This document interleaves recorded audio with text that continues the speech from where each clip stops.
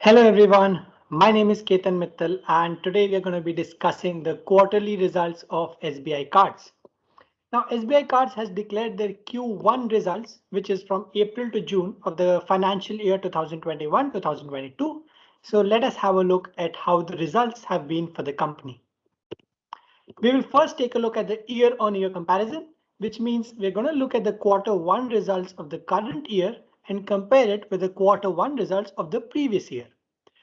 Coming to revenue first, the revenue has seen a growth of 10% from 2,154 crores last year to 2,362 crores this year. This is a positive sign for the firm that the revenue is growing.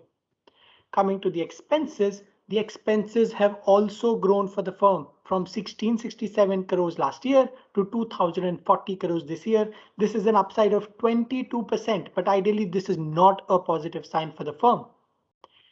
When it comes to net profit, because the expenses have outgrown the revenue, the net profit has actually degrown. They earned 393 crores last year, whereas they have only earned 305 crores this year. This is a drop by 22% from the last year. Coming to earnings per share, which we call EPS, because net profit has gone down, earnings per share will also go down. Earnings per share is calculated as the net profit divided by the total number of shares outstanding. So if the numerator, which is net profit, which is going down, earnings per share will also go down, and that is what we see in the result. It has gone down from 4.19 to 3.24. That's a drop of 0.95 rupees. A major thing to understand is why are these results bad? If you look at this table, there are three negative signs, three red signs, but why are these results bad? And the single reason for that is there's a sharp rise in NPAs. If you look at the NPAs number for the last year, quarter one, it was 1.35%, which means that out of all the loans that were given by SBI Cards, 1.35% were becoming NPA, a non-performing asset, and they were not coming back to the company. If you look at a similar number this year, the number has jumped to 3.91%. That's a 190% growth, and that is why the profitability of the firm is severely impacted. But we also need to understand why are people not returning the money? Why are these loans becoming bad loans? And the major reason is because of the first and the second wave of COVID, the earnings of the people have been severely impacted. Businesses have not been doing well, and that's because there's a general lack of demand in the economy. If the businesses will not do well, people are not going to earn profits and they will not be able to return the money that they have borrowed from SBI Cards. In spite of all this, there's a silver lining that I see in the results, and that's something that needs to be taken care of that needs to be looked at very carefully. SBI Cards has been growing at the expense of HDFC Bank. Now, before you try to understand what this is, let me tell you, HDFC Bank is the biggest market leader in the credit cards division, and SBI Cards has been growing at their expense. What do I mean by that?